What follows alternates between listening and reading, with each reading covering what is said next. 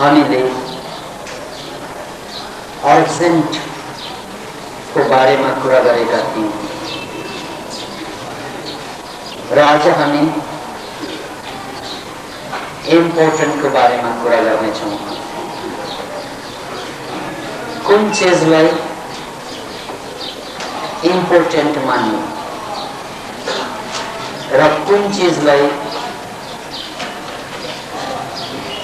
Urgent मान्ने, त्यस सन्दर्भमा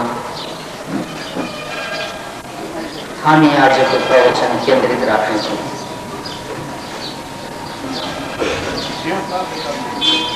फेरि एकपल्ट भन्न चाहन्छु कि संसारमा को बर्बाद हुन्छ, को आबाद हुन्छ, त्यसको बीजारोपण यही मोमेन्टमा, यही समयमा भइसकेको छ। एउटा बारीको कल्पना गर्नुस्, बगैँचाको कल्पना गर्नुस्। त्यो बारीमा, त्यो बगैँचामा आँपको बोट पनि उम्रिन्छ र कागतीको बोट पनि उम्रिरहेको हुन्छ। याद राख्नुस्, माटो त्यही, हावा त्यही, आकाश पनि त्यही, पानी पनि त्यही। तर एउटा कागती बन्छ अमिलो र अर्को आँप बन्छ गुलियो। लिने सबै त्यही, तर कुनै आँप बन्छ, कुनै कागती बन्छ। अब तपाई आफै सोच्नुस्, यो बगैँचा भनेको संसार जस्तै हो। Exactly the world is a बगैँचा। अब यो आँप बनेर गुलियो पार्छ कि स्वादलाई, अथवा अब यो कागती बनेर अमिलो पार्छ स्वादलाई, त्यो कुराको निर्धारण बिउमा हुन्छ। बिउमा नै निहित कुरा हो। कुनै आँप बन्छ, त्यो पनि बिउमा निहित कुरा हो। कुनै कागती बन्छ।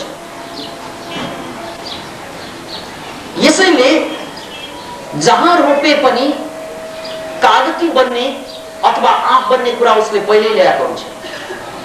पछि आउने कुरा होइन, पहिले छ। त्यसलाई इंग्लिशमा एटोमिज्म भनिन्छ। अन्तर्निहित छ, अन्तर्भूत छ पहिले। यस्तै भोलि हामी के हुनेछौँ? भोलि हामी कागती जस्तो अमिलो हुनेछौँ या आँप जस्तो गुलियो हुनेछौँ? भोलि हामी आबाद हुन्छौँ या बर्बाद हुन्छौँ? रोगी भएर मर्छौँ या स्वस्थ भएर जिन्दगी बिताउँछौँ? यी सम्पूर्ण कुरा आजबाट, अहिलेबाट निर्धारण भइसकेको छ। अलमोस्ट, झन्डै झन्डै सबै कुरा। र यो निर्धारण भइसकेको कुरालाई बुझ्ने तरिका प्रायोरिटी सेटिङबाट बुझिन्छ। हामीले कसरी प्रायोरिटाइज गरिरहेका छौँ जीवनलाई, केलाई हामीले प्राथमिकता दिइरहेका छौँ जीवनमा, यसकै आधारमा, यसकै व्याख्या गरेर अब को मान्छे के हुन्छ भन्ने कुरा निर्धारित हुन्छ। र यसमा विगत हप्ताहरूमा मैले यहाँहरूलाई के भनेको थिएँ भने, बर्बाद हुने मान्छेहरू, खत्तम हुने मान्छेहरू, त्यसको संख्या 95% मा जाला र ती मान्छेहरूले जहिले पनि प्रायोरिटी सेटिङ गरेको हुन्छ एन्टरटेनमेन्टलाई। इन्टरटेनमेन्ट भन्दा ठुलो कुरा उनीहरूले के पनि देख्दैन। जहाँ पनि गफ गर्ने, जहाँ पनि समय पास गर्ने, चाहे सिनेमा हेरेर होस्, चाहे स्नुकर खेलेर होस्, चाहे भिडियोमा टुवा परेर होस्, उनीहरूलाई एउटै कुराको मजा आउँछ, टाइम काट्नुमा। र टाइम काट्दै आफूलाई काटिरहेको होसै छैन। Time pass is life pass. त्यसकारण त कोही मर्यो भने हामी भन्छौँ नि पास अवे, किनभने पास भयो, के भयो, टाइम पास भयो। यो कुरा मैले यहाँहरूलाई अवगत गराइसकेको छु। र त्यस्तै अर्जेन्टमा खत्तम हुने मान्छे को त जसले जीवनमा अहिले आएका कुरालाई मात्रै ध्यान दिएर, जसले जीवनमा अहिले प्रेसिङ प्रब्लममा मात्रै रुमलिएर आफ्नो समय बिताइरहेको हुन्छ। जस्तै छोराछोरीलाई स्कुल पठाउनु पर्यो, ट्युसनमा पुर्याइहाल्नु पर्यो, भोज भटेरमा गइहाल्नु पर्यो, कोही बिरामी छ हेर्न जानु परिहाल्यो, कसैको टेलिफोन आएको छ एटेन्ड गर्न परिहाल्यो, आदि इत्यादि हजारवटा अर्जेन्ट कुरा हो, तुरन्तै ध्यान दिनु पर्यो। तर ध्यान दिएर ताक पनि छ कतिपय। यस्तो कुरामा अलमल हुँदा हुँदा यो मलमल जस्तो जिन्दगी खत्तम। खाली सानो कुरामा अलमल हुँदै, जो बनेर पनि केही मतलब छैन त्यसलाई बनाउँदै, जो बनेर पनि जिन्दगी कहिले बनेको छैन त्यसलाई बनाउँदै बनाउँदै नै मान्छे बर्बाद हुन्छन्। खास गरेर यो वैवाहिक बन्धनमा बाँधिसकेपछि मान्छे प्राय समय उसको अर्जेन्टमा बित्छ। र यसरी विवाहलाई मान्छेले साह्रै नकारात्मक रूपमा हेर्नुको कारण खुल्न आउँछ। त्यसैले कुनै विद्वानले भनेका छन्, marriage is not a sentence, not a word. Marriage is not a word. विवाह भनेको शब्द होइन, विवाहको शब्दै होइन, विवाह दिस इज अ वर्ड। तर एकजना लेखक व्यङ्गात्मक भाषामा भन्नुहुन्छ, marriage is not a word, it is a sentence. Life sentence रे क्या? किनभने इङ्ग्लिसमा सेन्टेन्सको अर्थ वाक्य पनि हुन्छ, सजाय पनि हुन्छ। अब त्यसकारण म्यारिज भनेको वाक्य होइन कि सजाय। Marriage is not a word, it is a sentence, life sentence. किनभने मान्छे हतारमा बिहे गर्छन् अनि फुर्सदमा पस्ताउँछन् भन्ने कुरा यहाँ हाँसेकाहरूले प्रमाणित गर्छ। सबैले हो।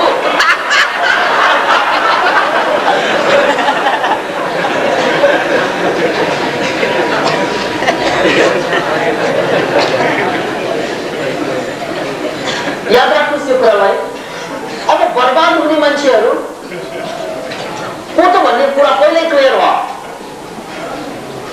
एटामिजम पनि सक्यो। कोही गएर इन्टरटेनमेन्टलाई प्रायोरिटी दिइरहेको छ र म्यारिज भइसकेपछि इम्पोर्टेन्टलाई नगइकन अर्जेन्टमा मरिरहेछ मान्छे। त्यसैले म्यारिजलाई वर्ड भन्दा पनि सेन्टेन्स भन्न रुचाउनु स्वाभाविक। किनभने एक क्षण फुर्सद रहँदैन म्यारिड मान्छेहरू, जहिले पनि भन्छन् त्यही, म त कुकुर जस्तै भए भाइ,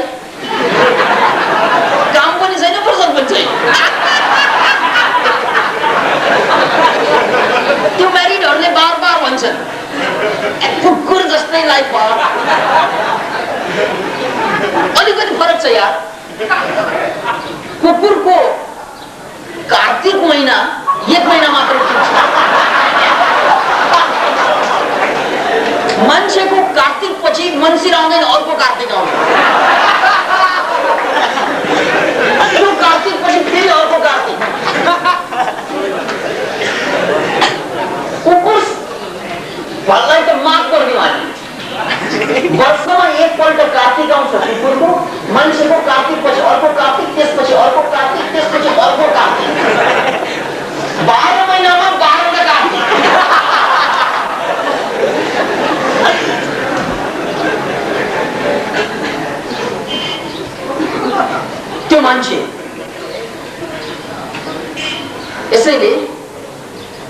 भन्ने गरेको कुरा एक अर्थमा ठिक छ, तर अलिकति डोज पुगेछ।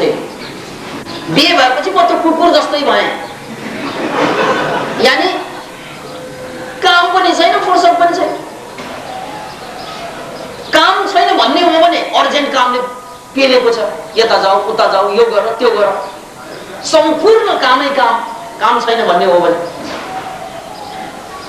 तर उत्पादनमूलक काम भने नहुने थिए। त्यही उत्पादनमूलक कामको नाउँमा चाहिँ त्यही कार्तिक,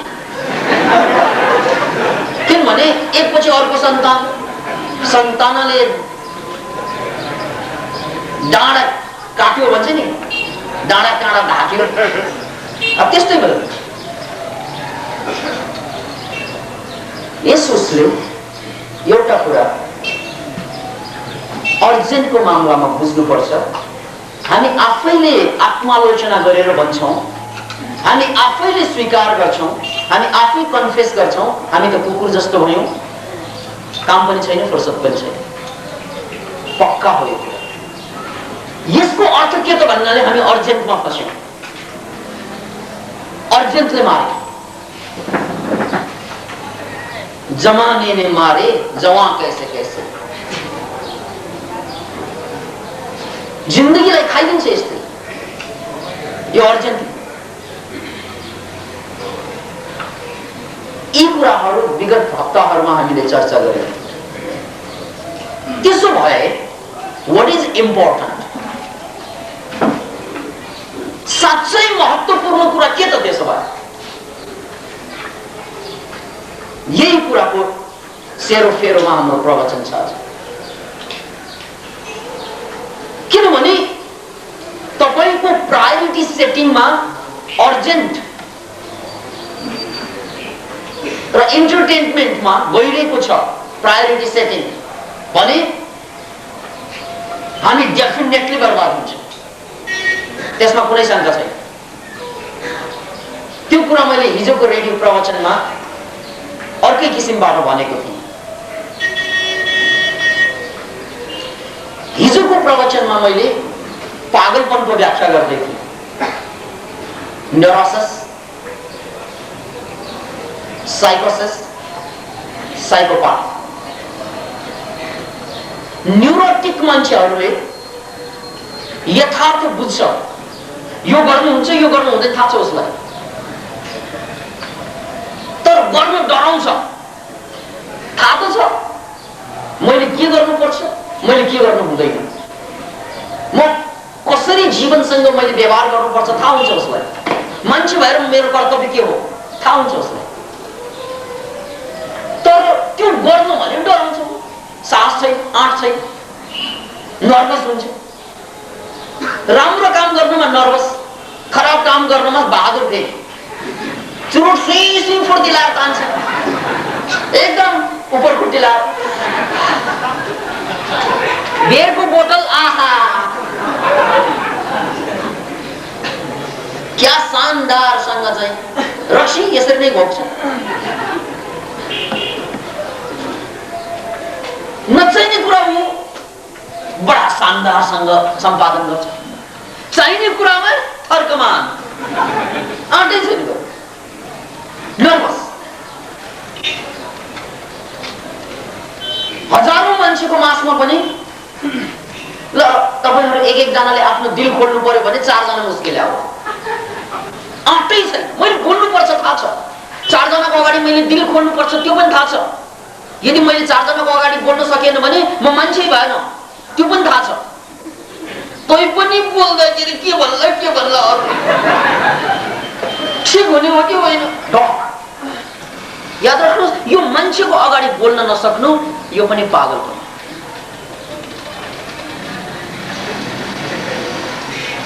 इट्स अ काइन्ड अफ पागलपन। यसलाई साइकोलोजीको भाषामा न्यूरोसिस भनिन्छ।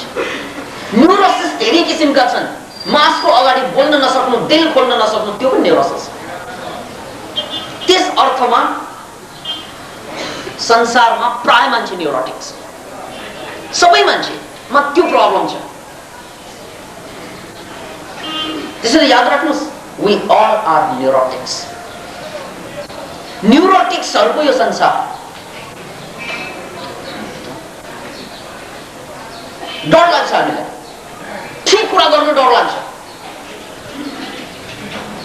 अनि गलत कुरा आँखा चिम्लेर गरिहाल्छ। यो भएन त पागल त। त्यसैले एउटा कुरा याद राख्नुहोस्, पहिलो प्रब्लम मान्छेको हो न्युरोसिस। त्यो के? ठिक कुरा गर्नु डराउनु, जायज कुरा गर्नु डराउनु, जायज ठाउँमा मुख खोल्न डराउनु। That is neurosis. त्यस अर्थमा यो संसारलाई डुबाउने काम चाहिँ न्युरोटिक्सहरूले नै गर्छ।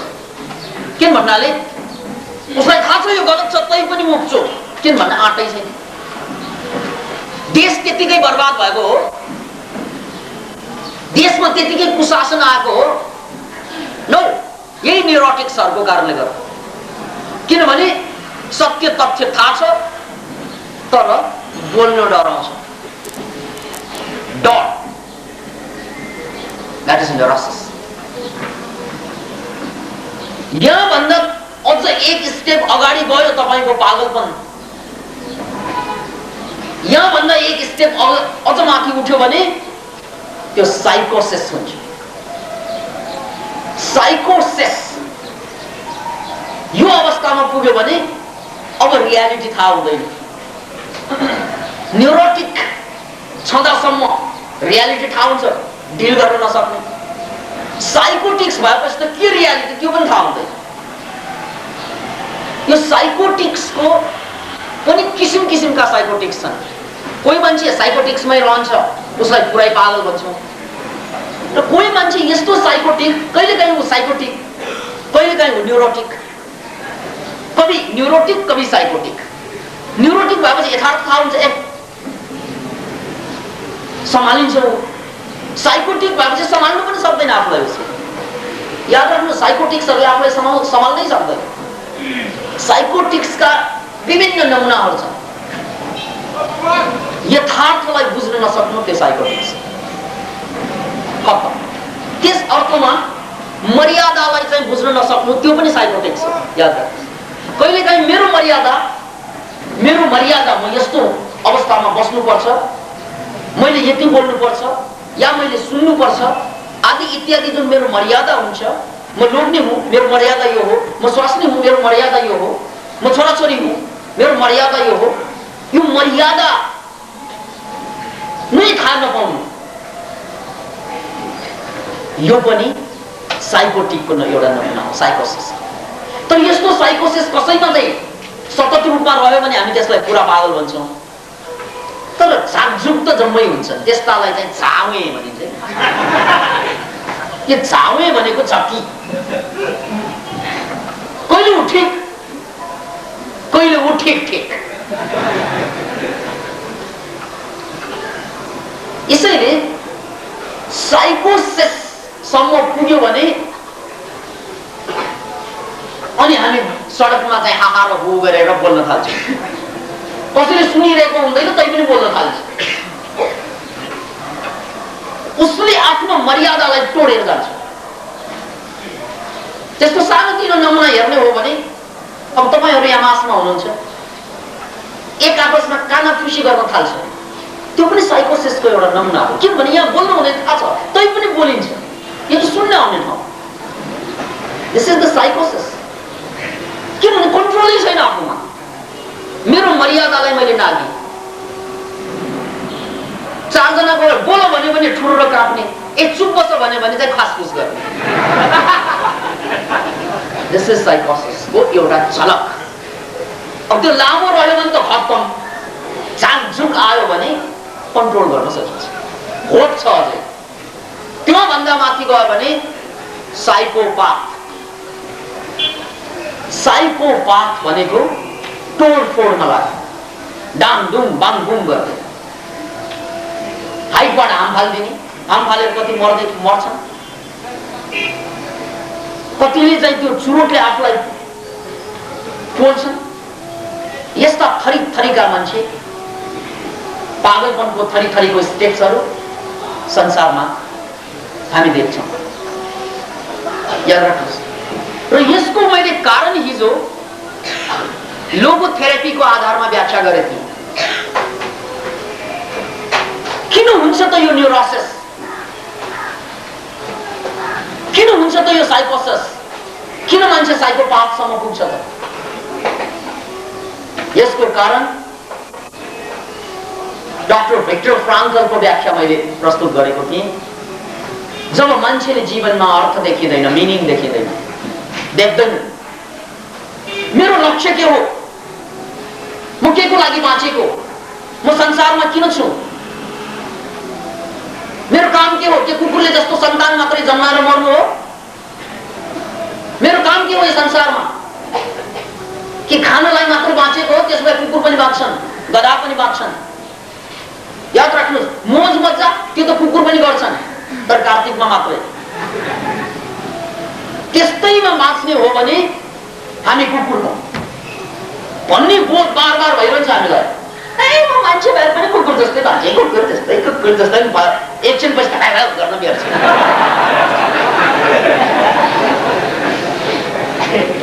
त्यसैले इङ्ग्लिसमा कसैलाई चाहिँ गाली गर्नुलाई बार्किङ पनि भनिन्छ के।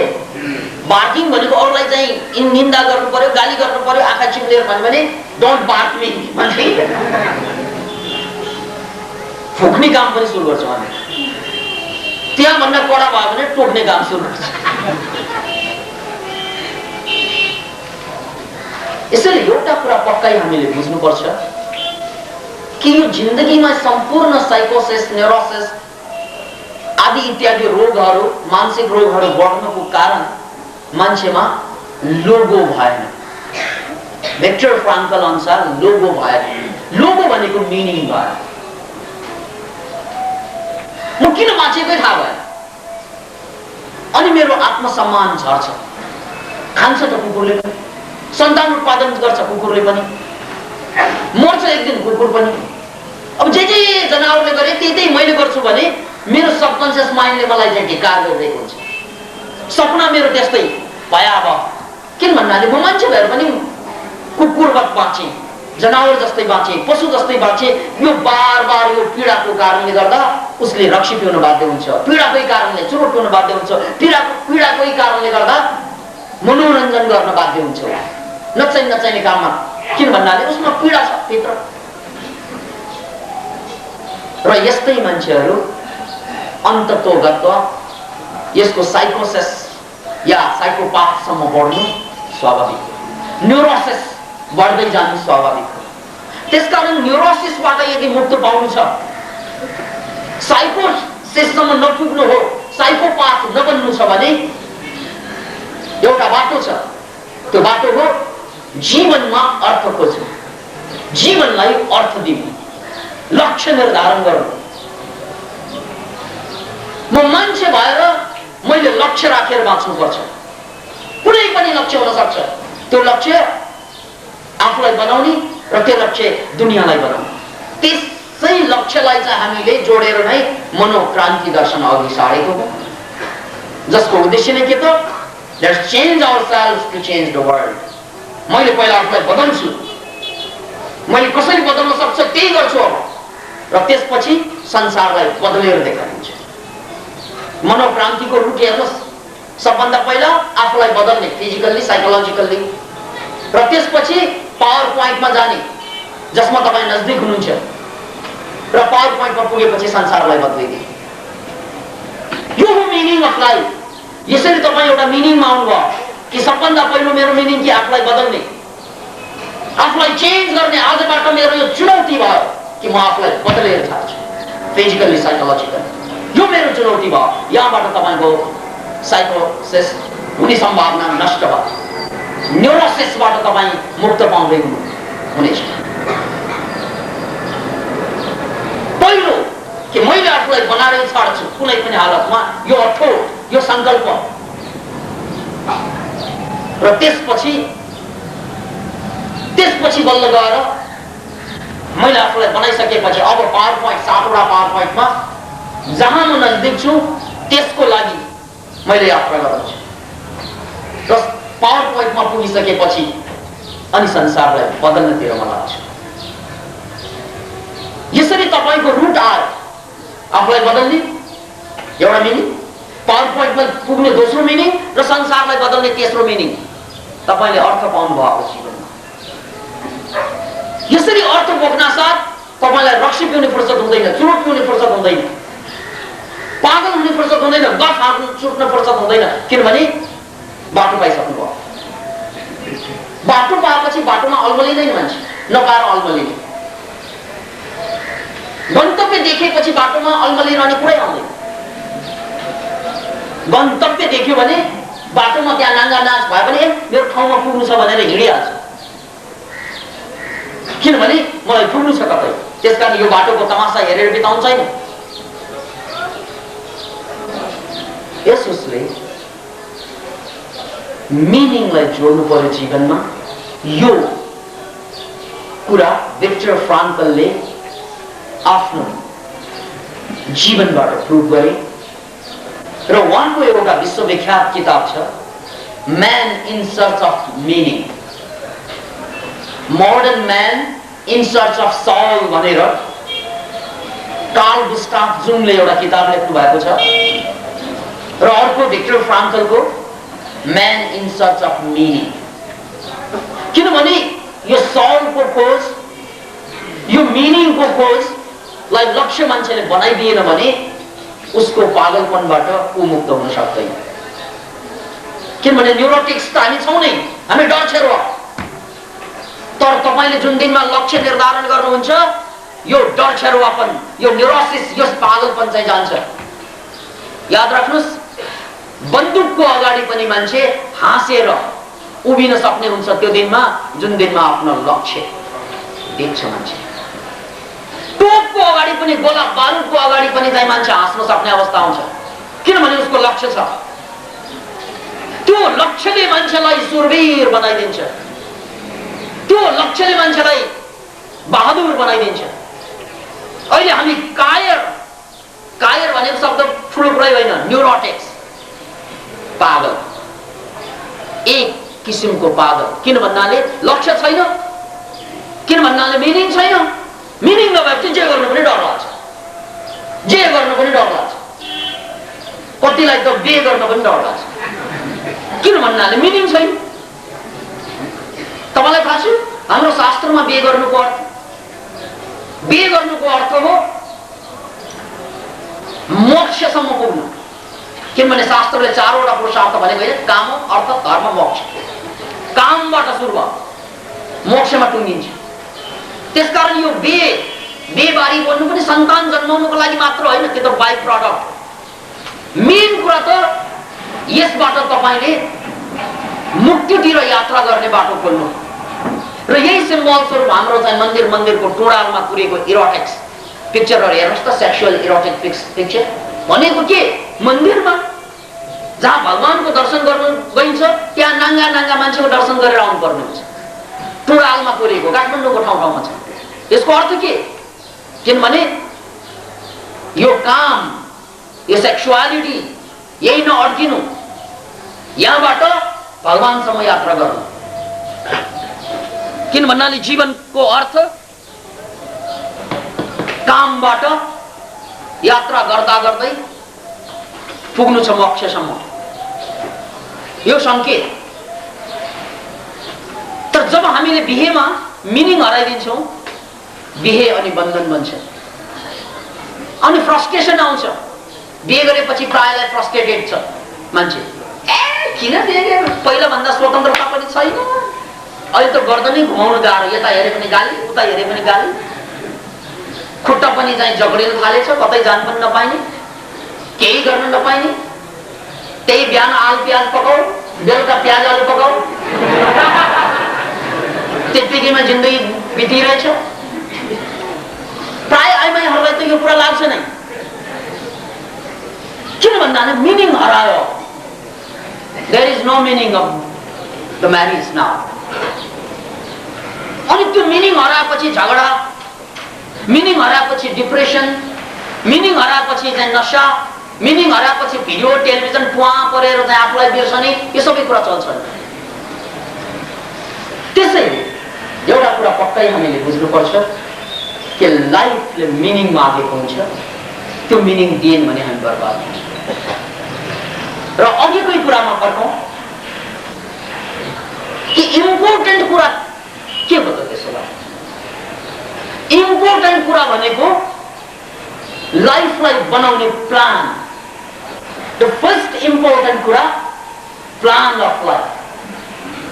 किनभने जीवनमा प्लान भएन भने जथाभावी खाइन्छ।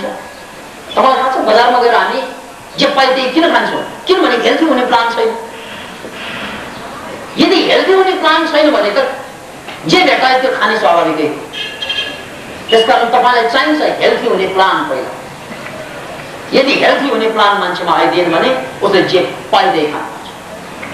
त्यसैले तपाईले सम्पूर्ण जीवनमा प्लान दिन सकेको छ कि छैन? शरीरको प्लान के, मनको लागि प्लान के भन्नाले शरीरलाई स्वस्थ कसरी राख्ने त्यो प्लान खै, मनलाई कसरी ह्याप्पी राख्ने त्यो प्लान खै, बुद्धिलाई कसरी क्रिएटिभ बनाउने त्यो प्लान खै,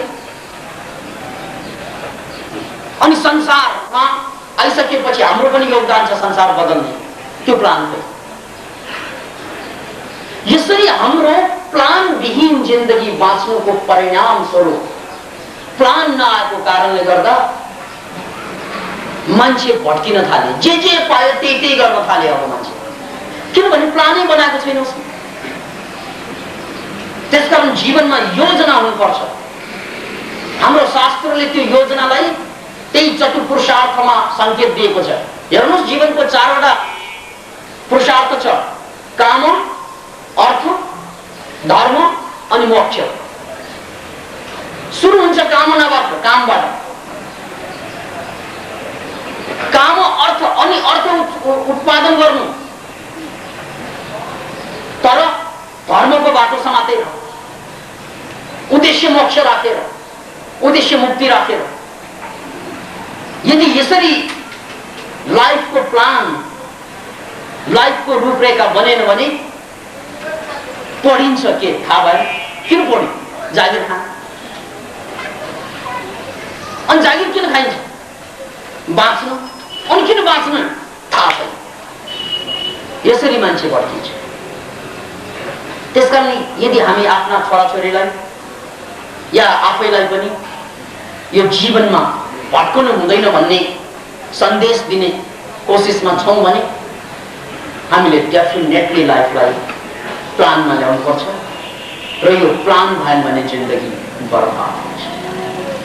नम्बर 1 प्लान। अब यो प्लान भित्र अर्को कुरा आउँछ। तपाईलाई सबभन्दा इम्पोर्टेन्ट फिजिकल्ली के, सोसियल्ली के, इन्टेलेक्चुअल्ली के, त्यो ठम्याउनुहोस्। यो प्लान भित्रको कुरा भयो। तपाईलाई फिजिकल्ली सबभन्दा इम्पोर्टेन्ट कुरा हो हेल्थ। प्लानमा आयो के खायो भने हेल्थी हुन्छ, के खायो भने हुँदैन। अब यो ज्ञानमा म लाग्नुपर्छ, मैले यसको सत्संग गर्नुपर्छ, अध्ययन गर्नुपर्छ। प्लान भयो भने मात्रै थाहा हुन्छ त्यो। त्यसकारण शारीरिक रूपमा जीवनमा स्वास्थ्य भन्दा ठुलो धन छँदै छैन। स्वास्थ्य गुम्यो भने कमाएको धन जम्मै जोकर पार्यो, केही काम दिँदैन त्यसले। त्यसकारण पहिलो कुरा फिजिकल्ली हामीलाई सबभन्दा इम्पोर्टेन्ट कुरा के त भन्नाले स्वास्थ्य, फिजिकल्ली। अनि स्वास्थ्य बनिसकेपछि दोस्रो इम्पोर्टेन्ट कुरा, सोसियली इम्पोर्टेन्ट कुरा के त? रिलेसनशिप, मान्छे र मान्छे बीचको सम्बन्ध। त्यसलाई मैले सुसम्बन्ध भनेको छु। यो मान्छे र मान्छेको बीचको सम्बन्ध मधुर भइदिएन भने मान्छेले बाँच्नुको अर्थ बिर्सन्छ। केको लागि कमाइरहेको, केको लागि काम गरिरहेको परिवार यस्तै छ, छोराछोरी यस्तै छ, दिक्क लाग्छ। केको लागि बाँचेको अर्थ मान्छेले ठम्याउनै सक्दैन यदि परिवारबाट धोका, छोराछोरीबाट चाहिँ धोका, अथवा चारैतिरका परिवार र साथीभाइबाट तपाईँ निराश हुनुभयो भने, फ्रस्ट्रेटेड हुनुभयो भने अनि तपाईँ नशाको शरणमा पुग्छ, बाँच्ने अर्थ हराउँदै जान्छ। त्यसकारण सोसियल्ली धन भन्दा पनि इम्पोर्टेन्ट हुन्छ, धन सम्पत्ति भन्दा इम्पोर्टेन्ट हुन्छ सुसम्बन्ध। सोसियल, सामाजिक रूपमा सुसम्बन्ध भन्दा ठुलो कुरा केही पनि छैन। मैले साइकोसाइबरनेटिक्सको प्रसङ्गमा एउटा कुरा भनेको यहाँ बडो मार्मिक छ, बडो प्रासङ्गिक हुनुहुन्छ। तपाईलाई यदि धनी मान्छे बन्नु छ भने के गर्नुपर्छ भनेर मैले सोधेँ भने कतिले के भन्दा धनी मान्छे बन्नलाई थाहा नै छैन के धन चाहिन्छ क्या? कतिलाई त्यही लाग्ला, झुट। धनी बन्नलाई धन चाहिँदैन, धनी बन्ने मन चाहियो। अब मन मात्रै भएर पुग्दैन, बुद्धि पनि चाहियो। बुद्धि मात्र भएर पुग्दैन, कर्म पनि चाहियो। त्यो श्रृङ्खला त बाँकी नै छ। तर एउटा कुरा पक्कै बुझ्नुहोस्, धनी बन्नलाई धन चाहिँदैन, नत्र बिल गेट्स धनी कहाँबाट भयो? किन भन्दा हिजो अस्तिसम्म ऊ गरी सामान्य परिवारको मान्छे, अहिले संसारको सबभन्दा धनी, धनबाट धनी बनाएको हो उसलाई? होइन।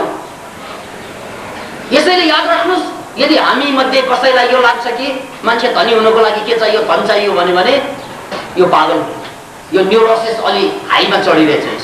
कुन दिनमा यो साइकोटिक हुन्छ, कुन दिनमा साइकोपाथ हुनु बेर छैन मान्छे।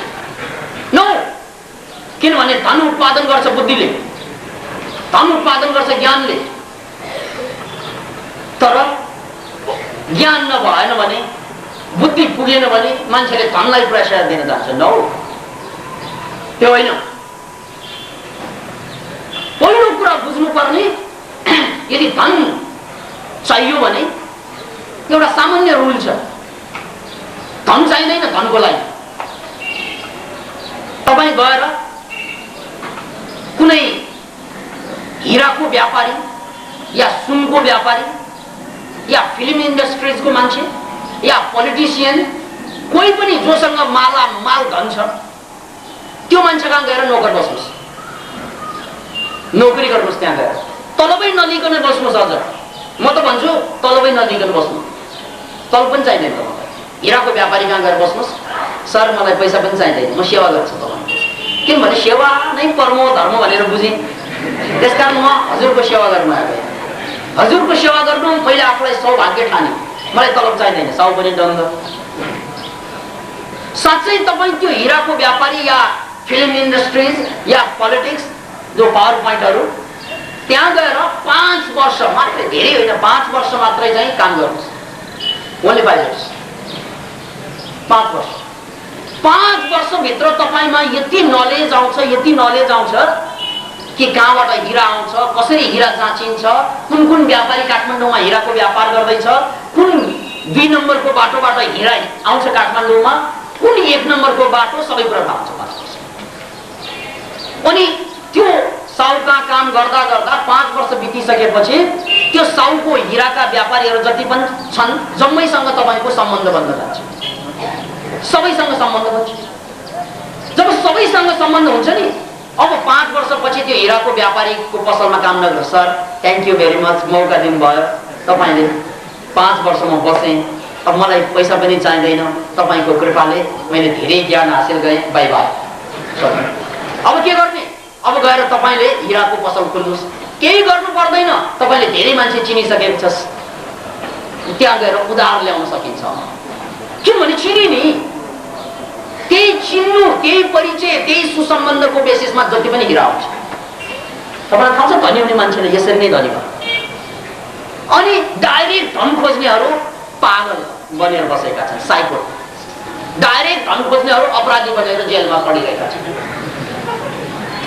डाइरेक्ट धन खोज्नेहरू भ्रष्टाचार गरेर देशलाई बेचिरहेका छन्। धन खोज्ने धेरै सजिलो छ मित्र, सबै कुरा सजिलो छ, जटिल त यही कोब्रिन हो। यो जटिल भाग चाहिँ जम्मै जटिल लाग्न थाल्छ। आँखा धमिलो भएपछि संसार अमिलो लाग्न थाल्छ। त्यसैले तपाईँ धनी हुनको लागि के पनि गर्नु पर्दैन। विद्वान हुनु पनि त्यही तरिका हो। विद्वानको माझमा 5 वर्ष जिन्दगी बिताउनुहोस्, तपाईँ विद्वान। एउटा अल्बर्ट आइन्स्टाइनको कहानी मैले बार बार भन्ने गरेछु। आइन्स्टाइनले पहिलोचोटि धरतीमा E = mc² फर्मुला पत्ता लगाएर धरतीलाई गुण लगाइदिए। अल्बर्ट आइन्स्टाइनको जुन थ्योरी अफ रिलेटिभिटी, सापेक्षताको सिद्धान्त, संसारमा 5 जना वैज्ञानिकलाई मात्रै थाहा थियो। वैज्ञानिकलाई त्यो पनि त्यो बेला सुरुमा त्यस्तो जटिल विषय। तर आइन्स्टाइनको ड्राइभर, त्यसलाई सोफियर भनिन्छ इङ्ग्लिसमा, प्राइभेट ड्राइभर सोफियर, त्यो सोफियरलाई कण्ठस्थ भयो। किनभने आइन्स्टाइन जहाँ जहाँ भाषण गर्न जान्छन् नि, त्यहाँ ड्राइभिङ गरेर लड्नु पर्ने। अनि चाहिँ आइन्स्टाइनको सापेक्षतावादमाथिको चाहिँ भाषण चाहिँ हजारौँपल्ट सुनेको, हजारौँपल्ट सुनेको। त्यसकारण ड्राइभरलाई त कण्ठस्थ सबै कुरा। ल जहाँ कि धरतीमा त्यो बेला सापेक्षतावादको सिद्धान्त थाहा पाउने 5 जना मात्रै वैज्ञानिकहरू थिए भनिन्छ। त्यही एकजना सामान्य ड्राइभरलाई त्यो कुरा थाहा भयो। एक दिन आइन्स्टाइनलाई अनकन्टार गाउँमा निम्ता आछ सापेक्षतावादमाथि बोल्नको लागि। अनि आइन्स्टाइनले त्यहाँ जाने तर्खर गर्दा गर्दै ड्राइभरले के भनेछ भने, सर आज हामी जहाँ जाँदैछौँ नि त्यहाँ त तपाईँलाई कसैले चिन्दा पनि चिन्दैन, मलाई पनि चिन्दैन। त्यसकारण चाहिँ तपाईँको यो सापेक्षतावादको सिद्धान्त तपाईँ भनेर मैले बोलिदेऊ भन्छ कि। अब आइन्स्टाइन साँच्चै मानवीय मूल्य जानेको मान्छे। त्यसकारण आइन्स्टाइनले स्वीकार गरेको कुरालाई, ठिक छ नि त, यदि तिमीले भनिदियो भने त मलाई खुसी लाग्छ। ल जाऊ, गयो। त्यसपछि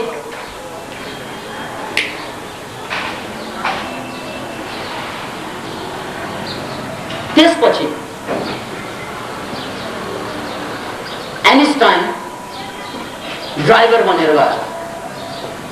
अनि आइन्स्टाइनको ड्राइभर त्यसको पछाडि बसेछ। आइन्स्टाइनको ड्राइभर एकदम आइन्स्टाइन बनेको। आउन साथ चाहिँ आइन्स्टाइन भनेर गाडी खोलेर स्वागत गरेछ, फुलको गुच्छा पनि दिएछ। अनि साथ ऊ पनि चाहिँ आइन्स्टाइन भनेर टाक टाक हिँडेछ। मञ्चमा आसीन भएछ। यस्तै हजारौँको मास थियो। अनि त्यसमा चाहिँ सापेक्षतावादको सिद्धान्त उसले बोल्न थाल्यो। अनि आइन्स्टाइन उसको ड्राइभर बनेर त्यहाँ पासमा नजदिकै थियो, टुलु टुलु हेरेर बस्दै थियो। उसले धुवाधार भाषण दिएछ। आइन्स्टाइन मनमनै चाहिँ मक्ख, ओहो गजबै नि।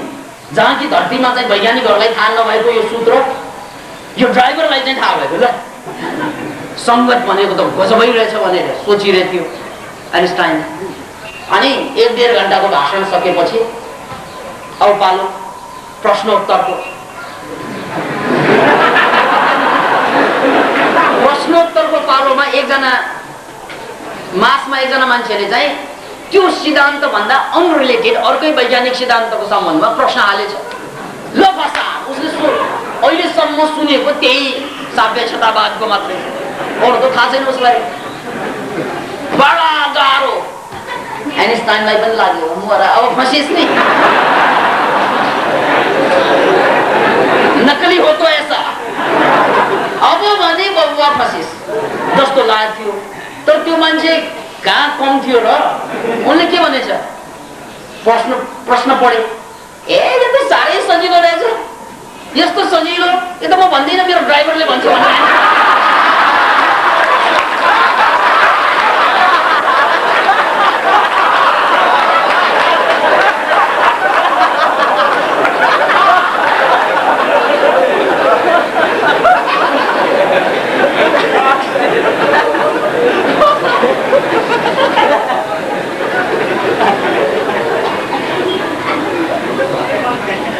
याद राख्नुहोस्, एकजना ड्राइभर पनि वैज्ञानिकले जस्तै बोल्न थाल्छ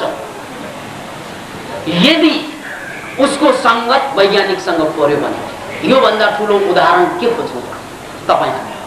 त्यसकारण तपाईँ जे बन्नु छ त्यसको संगतमा लागे पुग्छ, के पनि गर्नु पर्छ। तर लाग्नुपर्छ लगातार। खुट्टा समाउनुहोस् उसको, जुत्तामा पालिस गरिदिनुहोस् उसको। किनभने जति तपाईँ विनम्र हुन्छ नि त्यति नै छिटो सर्छ यो गुण। त्यसैले हाम्रो शास्त्रमा जहिले पनि गुरुको महिमा गाउँदाखेरि भगवान भन्दा माथि राख्दियो गुरुलाई। किन भन्नाले भगवान त तपाईँले चिनेको छैन, तर जुन गुण तपाईँले ल्याउनु परेछ त्यो गुरुबाट ल्याउनु पर्छ। अब गुरु जो पनि हुन सक्छ, आफ्नो क्षेत्रको गुरु, व्यापारको गुरु अर्कै होला, कम्प्युटरको गुरु अर्कै होला गुरु। तर जुन ठाउँमा छ त्यहाँ झुक्न सिक्नुहोस्। भारतमा हेर्नुहोस् त, भारतीय परम्परामा अझै पनि फिल्म इन्डस्ट्रीजको कलाकारमा पनि ढोक गर्ने चलन छ कि खुट्टाइ गएर छुने।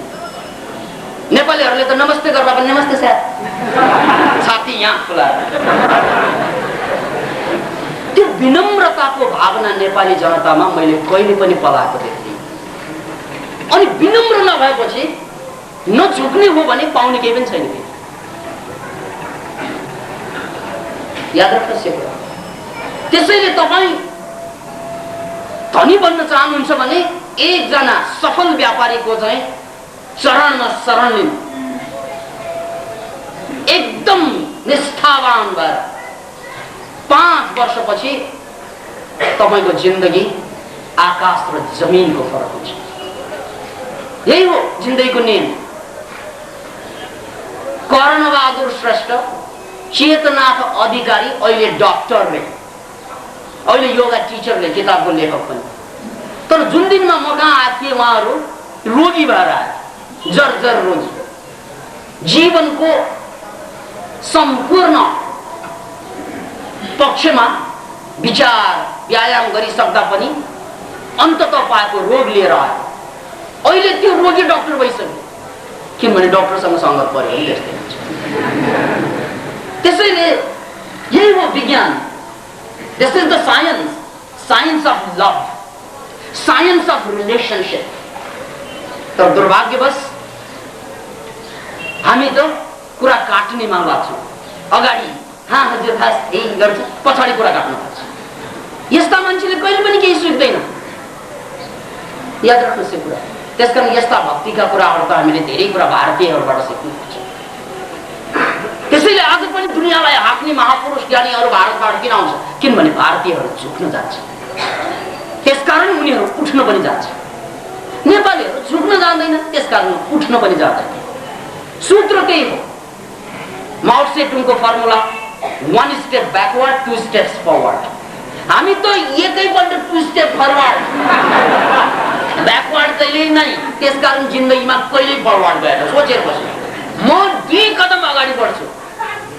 त्यो सोच्दा सोच्दै चाहिँ मृत्युको घण्टा बजिहाल्छ। म एकैपल्ट धनी हुने, म एकैपल्ट महान हुने, एकैपल्ट ठुलो काम गर्ने, यही सोचेर बसेका हुन्छौँ हामी। गणेश मान सिंहको जीवनीलाई पल्टाएर हेर्नुहोस्। अहिले चाहिँ देशको सर्वोच्च नेताको रूपमा हामी उहाँलाई लिन्छौँ। कुनै जमानामा उहाँ आफ्ना साथीहरूको भाँडा माझ्ने गर्नुहुन्थ्यो, कुचो लाउने गर्नुहुन्थ्यो गणेश मान सिंह। कुनै जमाना हामीलाई त्यो कुरा तुच्छ लाग्छ, नीच लाग्छ, किनभने हामी आफै नीच छौँ क्या। नीच मान्छेलाई मात्रै नीच काम गर्न नीच लाग्छ, उँचो मान्छेलाई त नीच काम गर्नमा धन्य लाग्छ। याद राख्नुहोस् यो कुरा। हामीले या त भारतीय समाजबाट सिक्नुहोस् या त नेपालकै उच्च पुरुषहरूबाट सिक्नुहोस्। ऊंचे ऊंचे सब चले, नीचे चले न कोई, जो एक बार नीचे चले वो सबसे ऊंचे होए। यो मन्त्रलाई बुझ्नुहोस्, कबीर साहबको यो मन्त्र। त्यसैले जीवनको सूत्र यही छ कि जहाँ तपाईले आफूलाई स्थापित गर्न चाहनुहुन्छ त्यहाँ तन मन धन लगाएर चरणमा शरण लिनु र यही शरणागतिबाट तपाईको नयाँ जिन्दगीको सुरुवात हुन्छ। त्यसैले प्लानिङ भित्र मात्रै आउँछ यी कुरा। प्लानै छैन भने अकडेर हिँड्छ, ठडेर। प्लान छैन भने, तर प्लान हुन्छ भने मैले भनिहालेँ सोसियली सबभन्दा इम्पोर्टेन्ट कुरा के त लाइफमा भने रिलेसनसिप। जसरी भए पनि बनाउनु रिलेसनसिप। त्यो रिलेसनसिप चाहे साथीसँग होस्, चाहे साहु महाजनसँग होस्, चाहे गुरुसँग होस्, चाहे वैज्ञानिकसँग होस्, तर जहाँ तपाईको कन्सर्न छ त्यहाँ उनीहरुसँग अकडेर रिलेसनसिप बन्दैन। एउटा कुरा याद राख्नुहोस्, झुकेर मात्रै बन्छ। दिल जित्ने दुईवटा तरिका छ। एउटा कसैलाई प्रभावित गरेर दिल जित्ने दुईवटा तरिका छ। एउटा कसैलाई प्रभावित गरेर, अर्को कसैद्वारा प्रभावित भएर। हामी त तातो नि छाडा, न कसैलाई प्रभावित गर्न सके, न कसैबाट प्रभावित नै हुने। अचम्म लाग्छ यो मनोविज्ञान देखेर। किन भन्नाले हामी कसैबाट चाहिँ कम्प्लिटली प्रभावित हुने मनस्थितिमा छैन, शङ्का लाग्छ। र कसैलाई कम्प्लिटली प्रभावित पनि गर्न सकेको छैन, किनभने कसैलाई तपाईँको शङ्का लाग्छ। दुईवटा बाटो, यदि कसैलाई प्रभावित गर्न सकिँदैन भने छोडिदिनुहोस्, त्यो तपाईँको बसको कुरा हो। तैपनि तपाईँले सुसम्बन्ध कायम राख्ने अर्को बाटो छ, कसैद्वारा कम्प्लिटली प्रभावित भइदिनुहोस्। त्यसलाई चाहिँ सुफिजममा जुनून भन्छ कि जुनून। जुनून भनेको पागलपन एक किसिमको, एक किसिमको हदको प्रेमलाई जुनून भनिन्छ। त्यो जुनून आउनुपर्छ जहाँ पनि। पोलिटिक्समा लाग्यो पोलिटिक्समा जुनून आउनुपर्छ, व्यापारमा लाग्यो व्यापारमा जुनून आउनुपर्छ, मुक्तिमा लाग्यो मुक्तिको लागि जुनून आउनुपर्छ। त्यो जुनूनले तपाईँलाई पग्लाइदिन्छ। पागलको व्याख्या कसैले गरे भने पागल, पा और गल्जा, पहिला पाउनु, पा और गल। अब न हामीले पाएको छौँ न गलेको छौँ, हामी त ठाडो। यो बाटो हुने छिटो याद राख्नुहोस्, यो बाटो होइन। जीवनको बाटो आफूलाई गलाउनु नै। जब तपाईँ कम्प्लिटली सरेन्डरको पोइन्टमा आउँछ नि, कम्प्लिटली प्रेमको पोइन्टमा आउँछ नि, दिवानापनको दिवानगी चढ्छ नि तपाईँमा, अनि मात्रै तपाईँले वास्तविक जीवनको रहस्य पाउन सक्नुहुनेछ। त्यो पोइन्ट हामीमा आउँदैन भने हामी माथि पनि जाँदैन यसको मतलब। किनभने हामी त्यो तल जान राजी छैन। रुखलाई हेर्नुहोस् त, ऊ जति माथि चढ्छ हाँगा दिङ्गा जति फैलिएको हुन्छ नि आकाशमा, त्यसको जराहरू त्यति जमिनमा ढसेको हुन्छ। माथि चढेको त हामी देख्छौँ रुख, तर तल जरा धसेको चाहिँ देख्दैनौँ। त्यही हो महान बन्ने सूत्र, त्यही हो महापुरुषहरूको सूत्र। माथि खोज्दैनन् उनीहरूले, तल खोज्छन्, तर तल खोजेपछि अटोमेटिकली माथि पनि गइन्छ। र जो तल जान चाहँदैन ऊ माथि जाने त कल्पना मात्रै, हावा। त्यसैले सामाजिक रूपमा सबभन्दा इम्पोर्टेन्ट कुरा के त? रिलेसनसिप। र रिलेसनसिपको सूत्र के त भन्नाले सरेन्डर।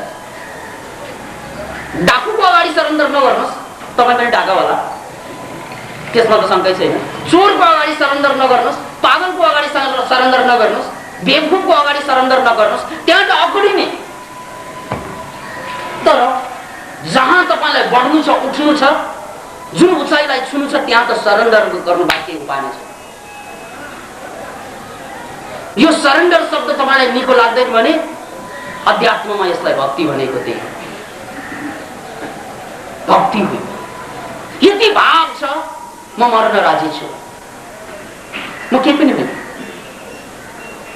प्रभु म केही पनि होइन, गुरुदेव म केही पनि होइन, जे हो तै भन्न जा। यति भन्न सक्नु यो भित्रको गुरुत्वको सुरुवात। अब यति भन्न सकिँदैन भने ऊ भित्रको गुरुत्व कहिले पनि बढ्दैन। त्यसकारण यो रिलेसनसिप जिन्दगीको सफलताको कुञ्जी नै यही। जानुस्, कोही खोज्नुस् रोल मोडल। यो कुरालाई वैज्ञानिक रूपमा पहिलोचोटि पत्ता लगाउने मान्छे सोभियत रसियाको वैज्ञानिक मनोवैज्ञानिक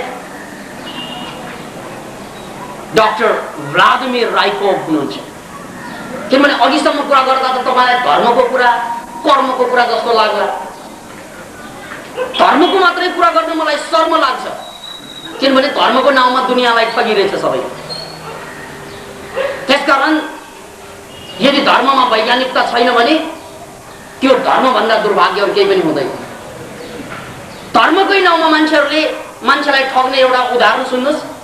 लसुन सुन्नु हुँदैन, प्याज खानु हुँदैन भन्छन् नि, जबकि त्यो लसुन र प्याज खाएपछि मात्रै मान्छे स्वस्थ हुन्छ भन्ने वैज्ञानिकहरूले एकपछि अर्को प्रमाण पत्ता लगाउँदैछन्। धार्मिकहरूले त्यही पुराना कुरालाई लिएर अहिले पनि युवा युवतीहरूलाई चाहिँ लसुन र प्याजबाट विरत बनाइदिएका छन्। लकीरका फकीर भनिन्छ यस्तो। याद राख्नुहोस्, त्यसकारण यदि धर्मबाट विज्ञान झिक्ने हो भने आइन्स्टाइनले भने जस्तै धर्म लङ्गडो भन्छ। विज्ञानबाट यदि विज्ञानमा यदि धर्म जोडिएन भने विज्ञान अन्धो हुन्छ। यो आइन्स्टाइनको वचन। विज्ञानमा धर्म जोडिएन भने त्यो विज्ञान अन्धो हुन्छ र धर्ममा विज्ञान जोडिएन भने त्यो धर्म लङ्गडो हुन्छ। यो आइन्स्टाइनको वचन। त्यसैले याद राख्नुस्, सावधान लकीरका फकीरहरूसँग। लकीर भनेको तर्को कि फकीर त फकीर तर तर्कोको फकीर। अनि कुरा फेरि चर्को गर्न थाल्छ। नो, त्यसकारण यसको साइन्टिफिक कुरा बुझ्नुस्। मैले जुन कुरा भने त्यसको साइन्टिफिक बेसिस तपाईले सोभियत रसियामा खोज्नुस्। तात्कालिक कम्युनिस्ट कन्ट्री जहाँ कि मान्छेले भौतिकवाद बाहेक धर्म र अध्यात्ममा विश्वासै गर्दैन थियो, त्यहाँका वैज्ञानिकहरूले पत्ता लगाएको कुरा योभन्दा ठुलो भौतिकवादी कुराहरू के हुन सक्ला, योभन्दा बढी साइन्टिफिक कुरा के हुन सक्ला। डाक्टर भ्लादिमिर राइकॉफ उहाँले एउटा फ्रेज कोइन गर्नुभएको छ। त्यो फ्रेज हो आर्टिफिशियल रिइन्कार्नेसन।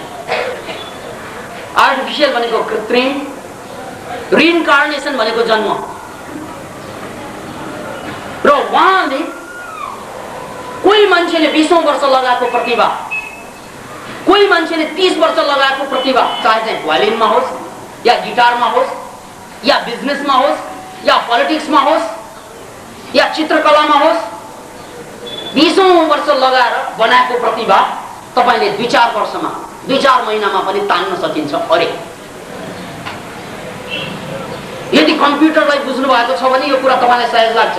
जसरी कम्प्युटरमा एउटा कम्प्युटरमा वर्षौं लगाएको प्रोग्राम, वर्षौं लगाएर बनाएको प्रोग्राम अर्को कम्प्युटरमा यदि नेटवर्किङ छ भने सयौं हजारौं कम्प्युटरमा तुरन्तै सार्न सकिन्छ। तुरन्तै बटन दबाउन साथ एक कम्प्युटरको चाहिँ सम्पूर्ण ज्ञान अर्को कम्प्युटरमा सर्छ। एक कम्प्युटरको सम्पूर्ण प्रोग्राम अर्कोमा सार्न सकिन्छ यदि चाहिँ नेटवर्क छ भने। Computer to computer. याद राख्नुहोस् यो कुरालाई। यो नेटवर्किङको कन्सेप्टलाई बुझ्नुस्। It is very simple. त्यस्तै मान्छेको खोपडी पनि कम्प्युटरै हो, बायो कम्प्युटर। यही हेरेर वैज्ञानिकहरूले कम्प्युटर बनाएको हो।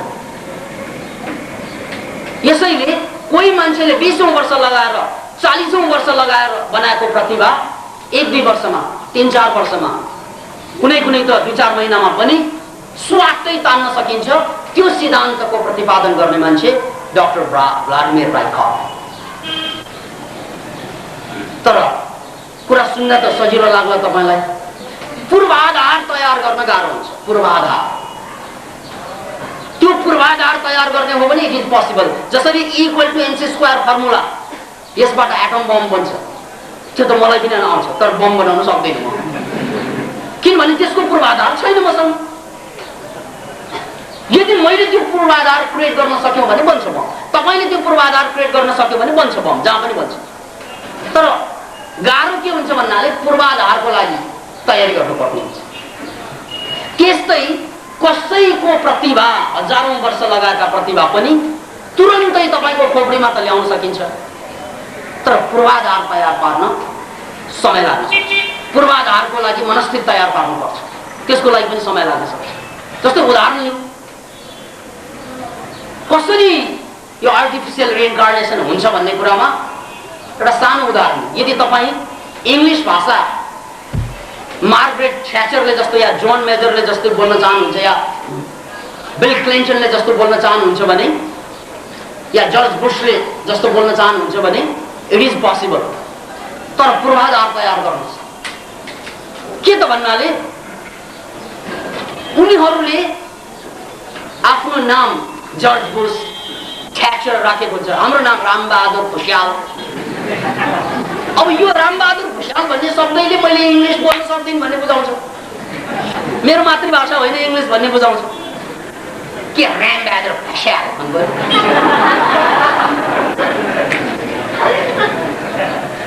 त्यसैले याद राख्नुहोस्, पहिलो कुरा, पहिलो पूर्वाधार यदि इंग्लिश बोल्नु छ या इटालियन बोल्नु छ भने इटालियन नाम राख्नुहोस्।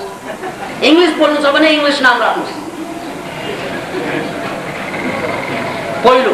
अनि दोस्रो कुरा, इंग्लिश बोल्नु छ भने अब इंग्लिश समाचार मात्रै सुन्नुस्, इंग्लिश पत्रिका मात्रै पढ्नुस्, इंग्लिशले खाने खाना मात्रै खानुस्, इंग्लिशले लाउने लुगा लाउनुस्, इंग्लिशले हिँडे जस्तै हिँड्नुस्। Do all those things. त्यो जम्मै कुरा गर्नु जो चाहिँ इंग्लिशले गर्छ, त्यो जम्मै पूर्वाधार। एक दुई दिन त तपाईलाई यो क्या पागलपन जस्तो लाग्ला, के गरिरहेको जस्तो गाह्रो, दुई तीन दिन त तेरी जस्तो लाग्ला।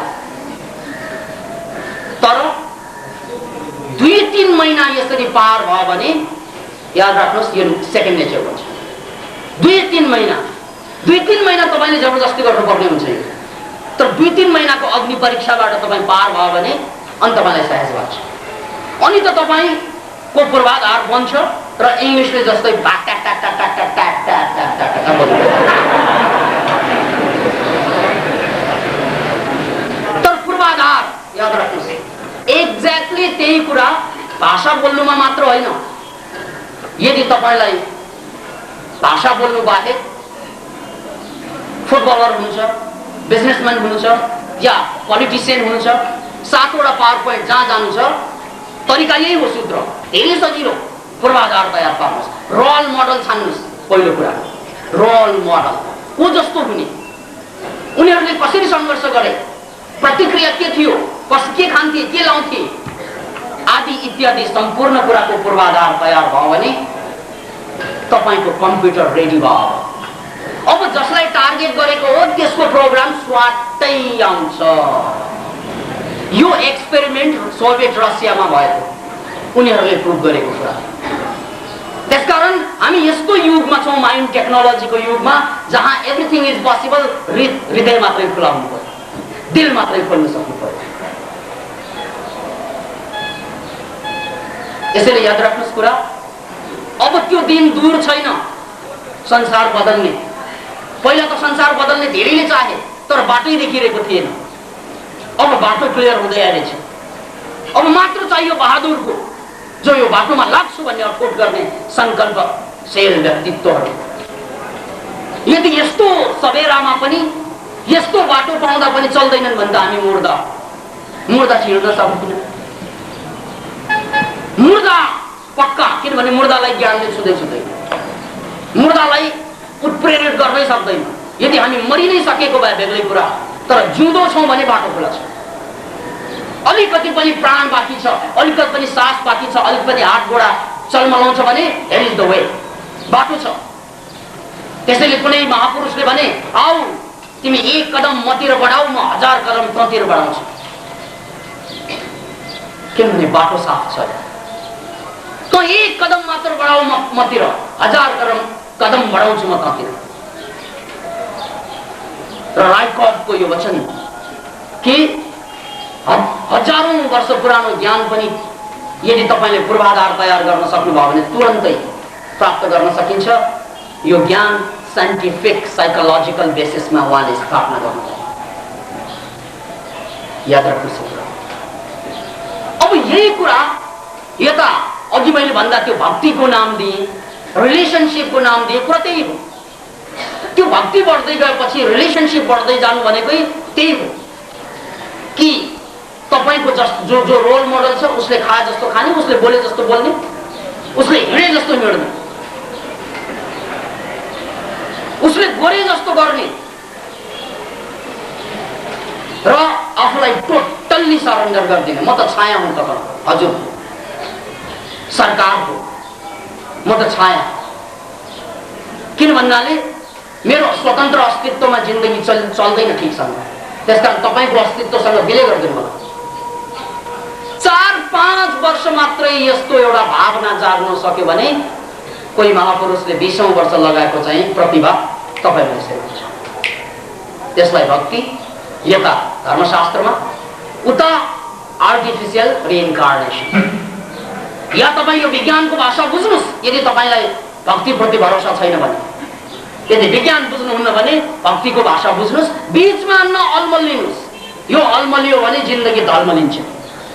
अनि देवको भरोसा चल्मलिन्छ। स्म्याक्चीहरू हलमलिन्छ, देश खलमलिन्छ। त्यसकारण इम्पोर्टेन्ट कुरामा फिजिकल्ली हेल्थ हो भने साइकोलोजिकल्ली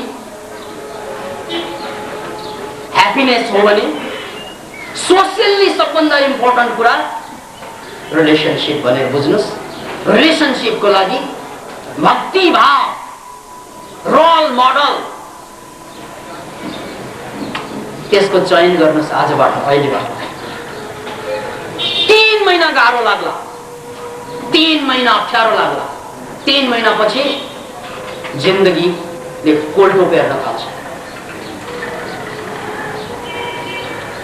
भन्दै पहिलो चरणको कुरा, यसपछि म तपाईहरुको प्रश्नोत्तर दिन गइरहेछु। दीक्षाको अफर गरेको थिएँ र उहाँले फेरि अर्को पत्र पठाउनु भएछ, त्यसलाई म सुनाउँदैछु। गुरुज्यूमा अभिवादन। अघिल्लो हप्ता रेकी सिक्न बोलाउनु भएकोमा धन्यवाद। तपाईसँग 2-500 आशा गर्छु। हजुरले हालसम्म व्यक्तिगत वा सामाजिक क्षेत्रमा प्रत्यक्ष संलग्नता छ कि छैन प्रश्न पारिदिनुहुन्छ कि? र अन्तमा म यहाँबाट 5 मिनेट व्यक्तिगत घटनाक्रम बताउन चाहन्छु, जसबाट केही मित्रहरूलाई मार्गनिर्देशन गर्न सकौँ। नेत्र प्रसादजी, तपाईले 2-500 आशा गर्नुभएको रहेछ र यहाँले भन्नु पनि भयो कि सामाजिक प्रत्यक्ष क्षेत्रमा सामाजिक हात छ कि छैन भन्ने प्रश्न छ। अहिलेसम्म जुन जति कार्य गरियो त्यो जम्मै सामाजिकै हो। र एउटा कुरा, हामी जम्मै मनोक्रान्ति वाहकहरूले संसारलाई परिवर्तन गर्न अगाडि आफूलाई परिवर्तन गर्नुपर्छ भन्ने मूल मन्त्र लिएर अगाडि बढिरहेका छौँ। र त्यसमा मनोक्रान्ति दर्शनमाथि आस्था राख्ने सम्पूर्ण साथीहरूलाई मेरो अनुरोध, अहिले पनि, हिजो पनि थियो र अहिले पनि र भोलि पनि रहनेछ, कि तपाईले कमाउनु भएको सम्पत्तिबाट केही प्रतिशत हरेक महिना सामूहिक कार्यको लागि छुट्याउनुपर्छ।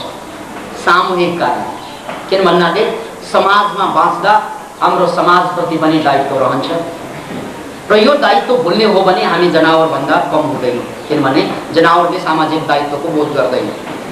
यसैले संसारलाई परिवर्तन गर्नको लागि या त तपाईले दिनको 1 घण्टा समय दिनु पर्यो, या त हप्तामा 1 दिन सामूहिक कार्यको लागि, या आफ्नो कमाइबाट केही पोर्सन दिनु पर्यो भन्ने हाम्रो मनोक्रान्ति दर्शनको मूल मन्त्र नै हो। र यसै अन्तर्गत मैले पनि केही कोष छुट्याएको छु र जस अन्तर्गत विभिन्न कार्यक्रमहरू अगाडि आइरहेकै छ। दान पारमिता कोष अन्तर्गत अब हाम्रो नेत्र प्रसादज्यूले त्यही 2-400 नै माग्नु भएको छ भने त्यही दान पारमिता कोष अन्तर्गतबाट म 1000 रुपैयाँ उहाँलाई चाहिँ दिने वचनका साथ